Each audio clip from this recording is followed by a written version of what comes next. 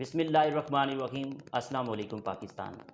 ناظرین، آپ دیکھ رہے ہیں 94 نیوز چینل اور میں ہوں آپ کا میزبان احمد محمود۔ ناظرین، جیسا کہ آپ سب جانتے ہیں کہ میں آپ لوگوں کے لیے آج کی شخصیت پروگرام لے کر آیا کرتا ہوں۔ آج میں آپ کو جس شخصیت کا تعارف کروانے جا رہا ہوں، آپ ایک استاد ہیں، آپ ایک ریسرچر ہیں۔ محمد اکرام اللہ خان ہمارے ساتھ موجود ہیں، assistant professor Pakistan studies the Islamia university of Bahawalpur. آج ہم ریسرچ کلچر کے حوالے سے بات کریں گے، اکیڈمک کے حوالے سے بات کریں گے اور پاکستان کی خارجہ پالیسی کے حوالے سے خصوصی گفتگو کریں گے۔ السلام علیکم ڈاکٹر صاحب، جی وعلیکم السلام۔ کیسے ہیں آپ؟ الحمدللہ، آپ کی دعائیں بالکل ٹھیک ٹھاک۔ سر، اگر ہم تعلیم کے حوالے سے بات کریں تو آپ نے اپنی ابتدائی تعلیم کہاں سے حاصل کی اور آپ کا تعلیمی سفر کیسے رہا؟ جی thank you very much. I would like to introduce my self regarding my education کے basically I belong to district Chiniot, ٹھیک ہے۔ نارملی ہمارے ڈسٹرکٹ چنیوٹ جو ہے اس کے ساتھ یہ چیزیں ایفیلیٹڈ ہوتی ہیں کہ وہ ایک بیک ورڈ ایریا ہے، ٹھیک ہے، وہاں پہ اتنا ایجوکیشنل سسٹم پہ کوئی ساؤنڈ نہیں ہے۔ تو بہرحال میری ایجوکیشن کا جو سٹارٹ ہے وہ پرائمری اسکول گورنمنٹ کے جو ادارے ہوتے ہیں ان سے ہوا تھا۔ پرائمری اسکول بھی گورنمنٹ کا تھا، اس طرح ہائی اسکول جو تھا وہ بھی گورنمنٹ کا تھا، لیکن میں نے فرسٹ ڈویژن میں اور اچھے مارکس سے وہ سائنس کے ساتھ وہ میرے میٹریکولیشن کمپلیٹ ہوا، اور یہ میٹریکولیشن انڈر تھا اپنا فیصل آباد بورڈ میں، ٹھیک ہے۔ اس کے بعد انٹرمیڈیٹ میں نے وہ بھی ایک گورنمنٹ کا کالج ہے وہاں سے میں نے کیا، اور فرسٹ ڈویژن میں اچھا سکور تھا۔ Then I joined my graduation program at government Islamia degree college Chiniot میں، اور یہ انڈر تھا پنجاب یونیورسٹی کے۔ تو یہاں بھی فرسٹ ڈویژن میں الحمدللہ میں نے کمپلیٹ کی اپنی graduation. Then I joined Quaid Azam university, وہاں پہ پاکستان اسٹڈی ڈپارٹمنٹ میں نے ایڈمیشن لیا۔ تو یہ میری اپنی ایک چوائس تھی پاکستان اسٹڈی میں نا، کہ کیونکہ میری انٹینشن یہ تھی کہ میں کمپٹیشن میں جاؤں۔ تو ایک قائد اعظم یونیورسٹی کے بارے میں جیسے کہ سب جانتے ہیں کہ وہاں پہ ایک آنر ہے اور وہاں پہ ایک اچھا انوائرمنٹ ہوتا ہے کہ اسٹوڈنٹ جو ہے وہ کمپٹیشن کی طرف جائیں۔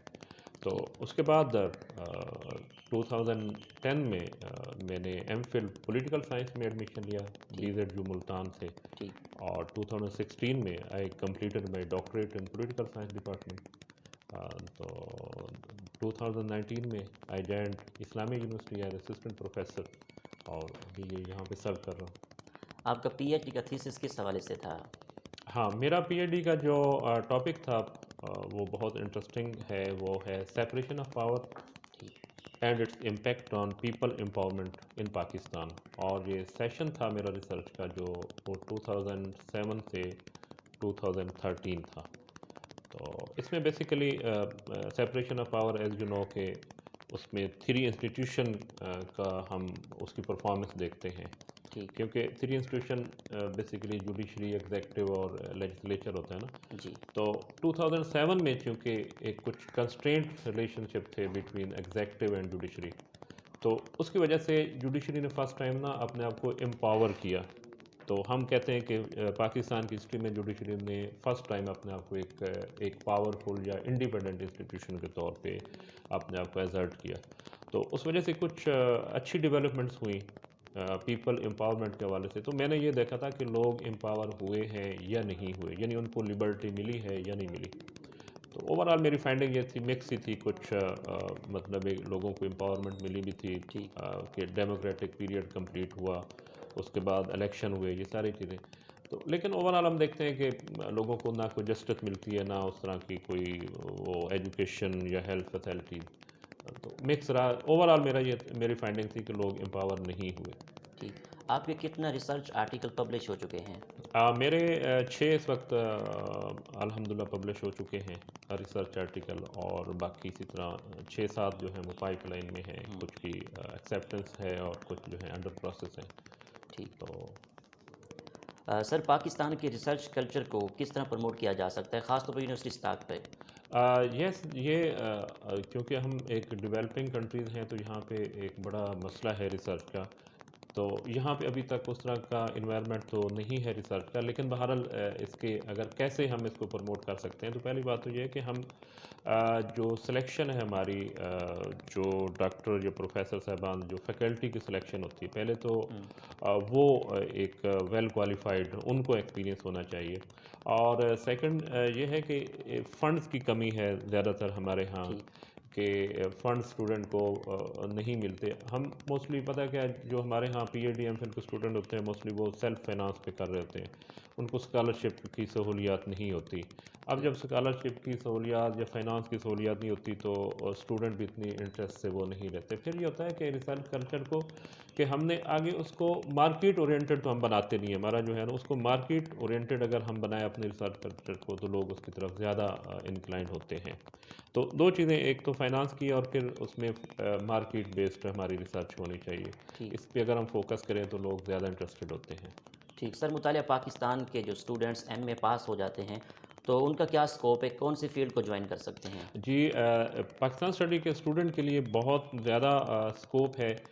جنرلی جو پرسیپشن ہے بلکہ مس پرسیپشن ہے کہ پاکستان اسٹڈی جو ہے ایک بڑا کمزور سا سبجیکٹ ہے, اس کا اسکوپ نہیں ہے. ایسی بات نہیں ہے, میں نے یہ دیکھا کہ ایسا کوئی نہیں. اس میں سب سے پہلے تو کمپٹیشن پاکستان اسٹڈی اسٹوڈنٹ کے لیے بہت ایک فیلڈ ہے, اچھا فیلڈ ہے. جی جتنے بھی کی پوسٹ ہیں پی ایم ایس کر سکتے ہیں, سی ایس ایس کر سکتے ہیں, پھر پالیسی میکر بن سکتے ہیں, جی اور اس کے بعد ٹیچنگ تو ہے ہی ہے. جی آپ دیکھیں گے یہ کمپلسری سبجیکٹ ہے اور اس کو right from school university level تک اس کو پڑھایا جاتا ہے, تو بہت جی. اسکوپ ہے اس کا.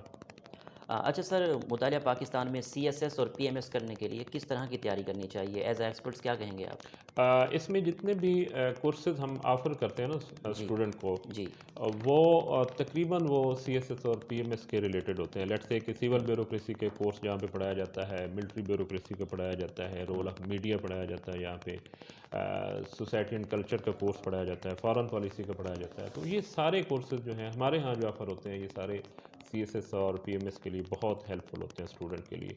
تو اسٹوڈنٹ کے لیے میں تو یہ کہوں گا پاکستان اسٹڈی وہ جوائن کریں. اس میں جتنے کورسز ہم پڑھا رہے ہیں آلریڈی وہ اسی لیول کے ہیں اور اسی اسٹینڈرڈ کے ہیں.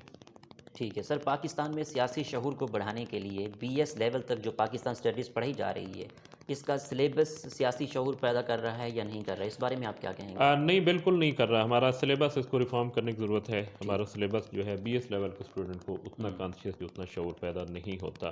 تو گراؤنڈ ریئلٹیز ہمیں کچھ اسٹوڈنٹ کو بتانے کی ضرورت ہے.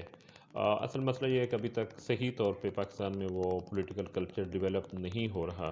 جب یہ ڈیولپ ہوگا تو اس وقت ایسا ایسا وہ شعور بھی پیدا ہوگا اور وہ سلیبس بھی ہم ریوائز کر کے سلیبس بھی وہ بھی اسٹینڈرڈ کے مطابق ہوگا. تو ابھی تک اسٹوڈنٹ میں اتنا وہ سیاسی کلچر نہیں ہے میرے خیال میں.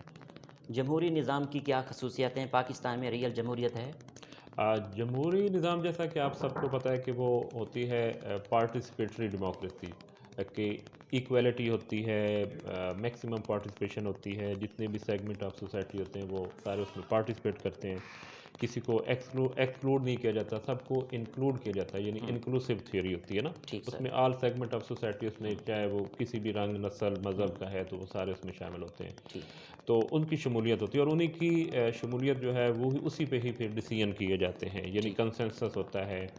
اب انفارچونیٹلی پاکستان میں جو ڈیموکریسی اس لیول کی نہیں ہے, سب کو ایک تو شامل نہیں کیا جاتا. آل دو کہ الیکشن پروسیس ہمارا اچھا ہے, اس میں سب کو ووٹنگ کا حق حاصل ہوتا ہے, جی لیکن majority of the people vote cast نہیں کرتے. اور پھر جو آگے ڈیسیژن ہوتے ہیں وہ کنسنسس سے نہیں ہوتے.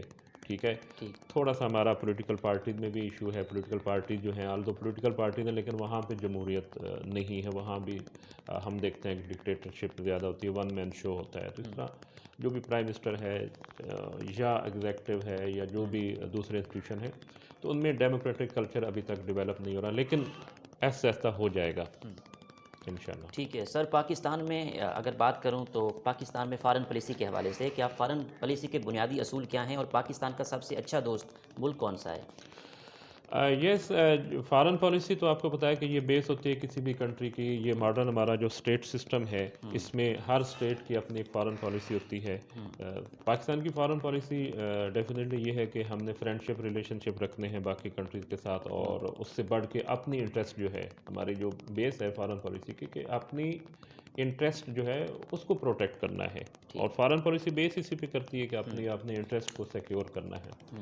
تو ہماری انٹرسٹ میں سب سے پہلے اپنی اکنامکس ہے، اپنی سروائیول ہے، اپنی سیکیورٹی ہے، اور اپنی ریلیجیس جو ہماری ٹریڈیشنز ہیں ان کو ہم نے پروٹیکٹ کرنا ہے، یہ ہماری بیسک انٹرسٹ ہے۔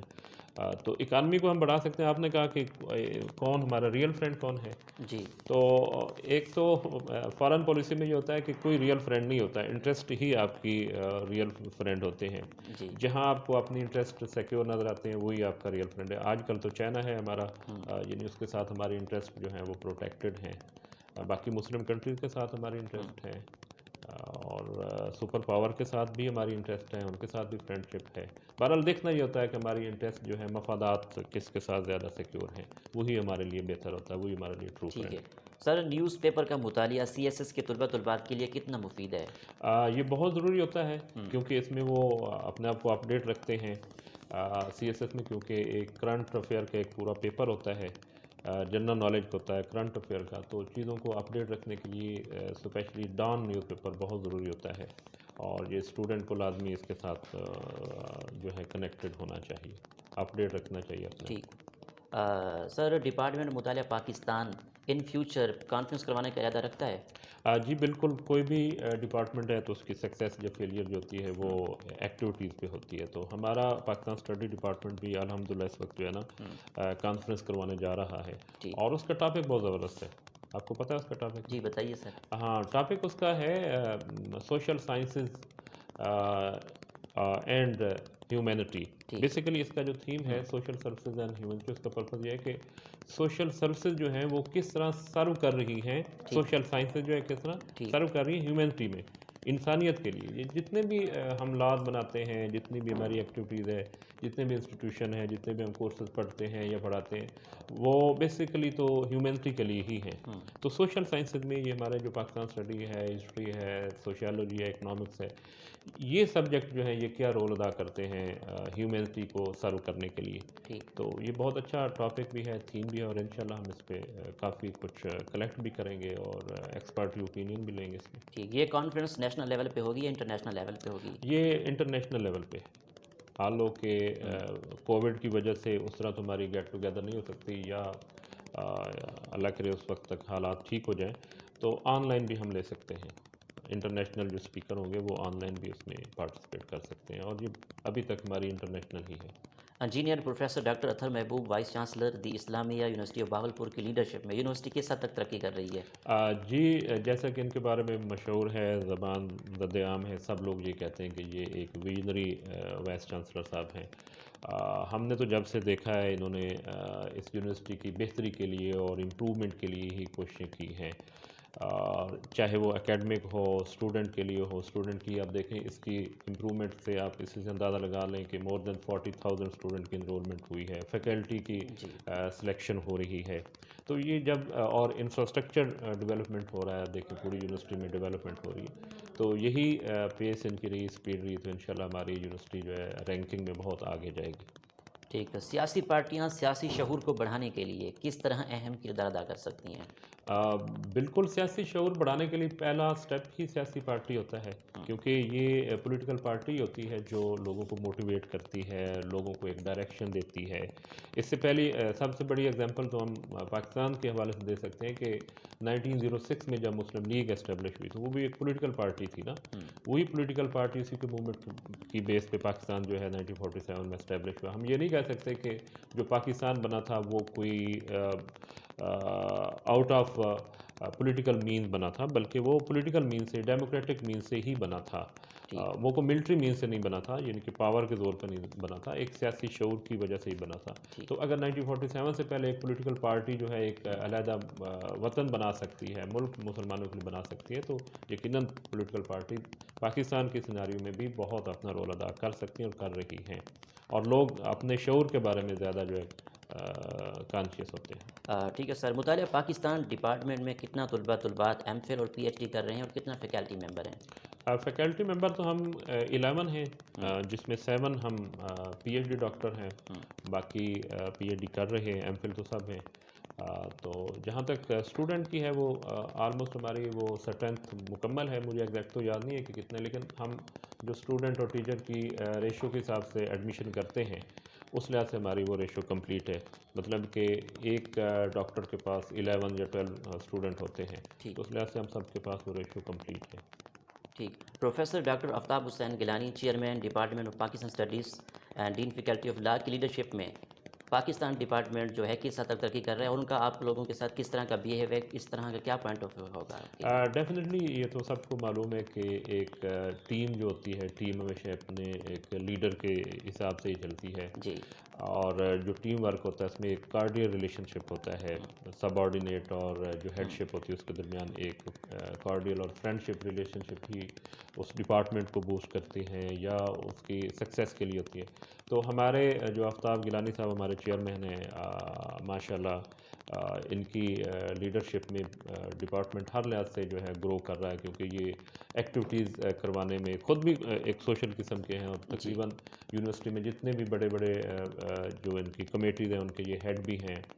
اور یہاں پر بھی وہ اکیڈمک ایکٹیویٹیز کو بہت زیادہ پروموٹ کر رہے ہیں.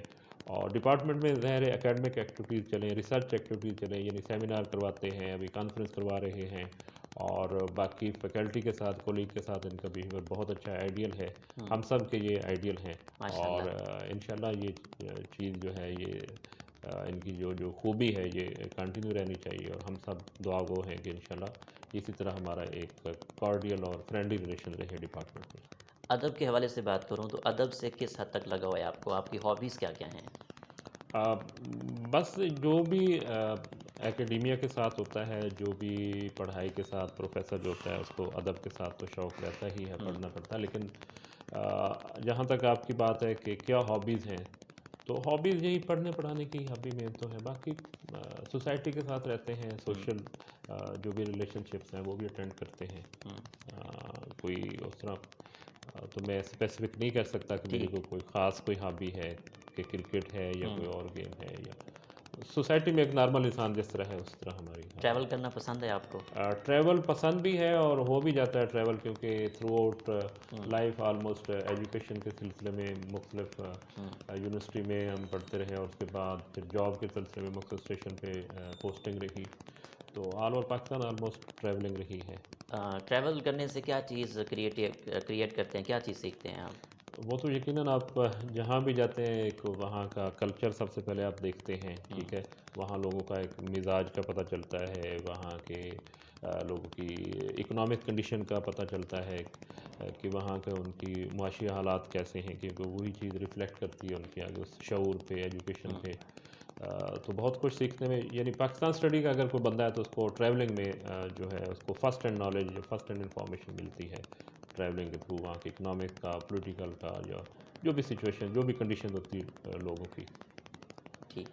پاکستان کا کون سا شہر آپ کو اچھا لگتا ہے؟ مجھے تو یہ تو ایک نیچرل سی بات ہے کہ سب سے پہلے تو انسان جس شہر میں پیدا ہوتا ہے اس کو وہی شہر اچھا لگتا ہے. مجھے چنیوٹ جو ہے وہ شہر اچھا لگتا ہے. لیکن اگر ماڈرن حساب سے دیکھیں یا ڈیولپمنٹ کے لحاظ سے دیکھیں تو پہلے نمبر پہ لاہور ہے، پھر اسلام آباد ہے. بہاولپور میں آپ رہ رہے ہیں، بہاولپور کیسا لگا آپ کو؟ بہاولپور بھی بالکل آل دو کہ یہ پیریفری میں اس کو کہتے ہیں، لیکن اس میں تمام سہولیات ہیں، چھوٹا شہر ہے اور بہت اچھا ہے. اس لحاظ سے اس کو ہم ان سے کم نہیں کہہ سکتے. ٹریڈیشنل سٹی بھی ہے اور باقی ماڈرنزم بھی ہے اس میں. ایجوکیشنل فیسلٹیز ہیں، ماڈرن ایجوکیشن یہاں پہ دی جاتی ہے اور بہترین ہے، زبردست انفراسٹرکچر بہت اچھا ہے. ٹھیک ہے.